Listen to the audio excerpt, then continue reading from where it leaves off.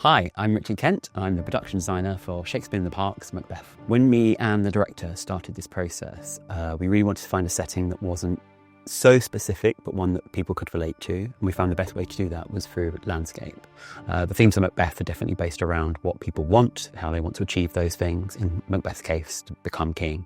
And so we thought the best way to represent that was to create something otherworldly. In our world of Macbeth, we are setting in a place that is a little sci-fi, a little dystopian, perhaps otherworldly, not of planet Earth. Something I was keen to do with the design of the set was really give a sense of scale, because we really wanted to have the idea that these clans, these people, the lords as we call them, are sort of really fighting over something. So what's great about the park is you have the opportunity to really play with a scale you wouldn't do in an indoor theatre. And also to give ourselves a great backdrop, because as the play progresses, you get these great scenes towards the end where there are battles and so on.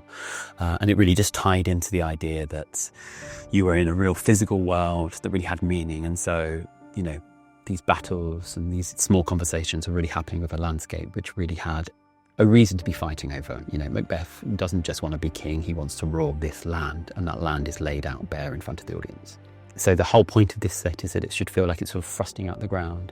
Having chosen this otherworldly landscape, we wanted it to feel like it really was isolated, a pocket of its own thing. And what we call the elements that protrude out, which are the columns, they should really feel like they're thrusted out through the floor.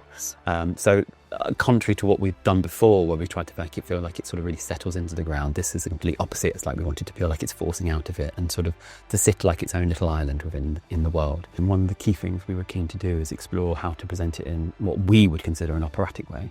Often in opera, you have a big set piece number, a singer who will stand front and centre and belt out the song, and it's a sort of quite isolating experience. And that felt like that would be right for Macbeth, because as a piece, it doesn't have huge scenes where there's lots of cast members. And so we wanted to approach it from how do we create a set which could do both big and small.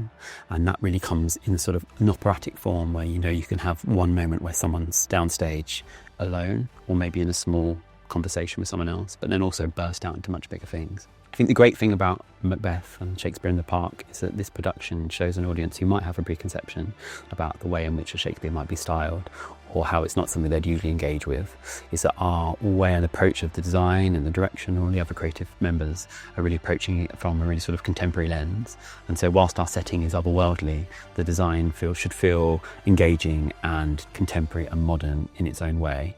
So the audience really are getting sort of an experience which isn't necessarily one they would associate with a Shakespeare.